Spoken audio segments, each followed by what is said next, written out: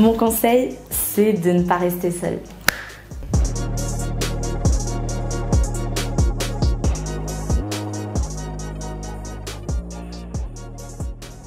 Bonjour, je m'appelle Kazé Crouard, je suis chargée de projet économie sociale et solidaire pour KPMG. Alors travailler dans l'économie sociale et solidaire, pourquoi pas, puisque ça fait partie intégrante de mon master. Par contre, travailler dans un Big Four, jamais. J'aurais jamais imaginé travailler au milieu des consultants, des experts comptables, des auditeurs, des avocats, absolument pas. Parce qu'en fait, j'ai un parcours qui est quand même très orienté lettres et arts. Certes, à la fin, je me suis orientée vers l'économie sociale et solidaire. Il se trouve que l'entreprise dans laquelle je travaille a un département spécialisé dans l'économie sociale et solidaire. Oui, si tu travailles bien à l'école, tu auras tout ce que tu veux. En fait, j'en ai éprouvé les limites. J'ai plutôt le profil d'une étudiante assez studieuse et je me suis rendu compte que bien travailler à l'école, ça ne suffisait pas. En fait, il faut avoir un réseau, il faut avoir les bonnes expériences professionnelles parce que bien travailler à l'école, oui, ça va te permettre d'obtenir certes de bonnes notes, ça va peut-être te permettre d'obtenir des diplômes et encore, certains diplômes sont valorisés parce que ce sont des diplômes d'école qui coûtent très cher et tout le monde n'a pas les moyens financiers en fait d'entrer dans ces écoles.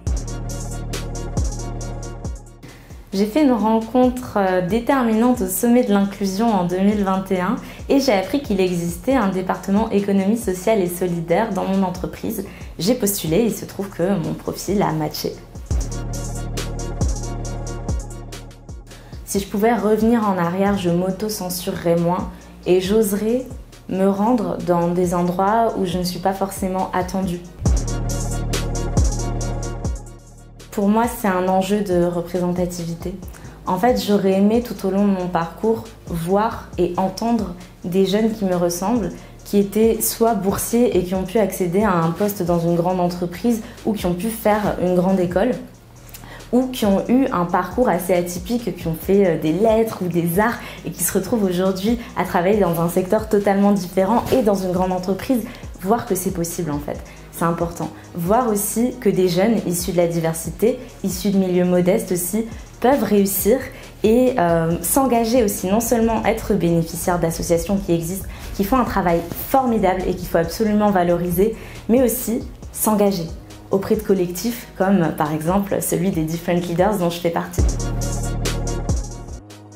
Mon conseil, c'est de ne pas rester seul.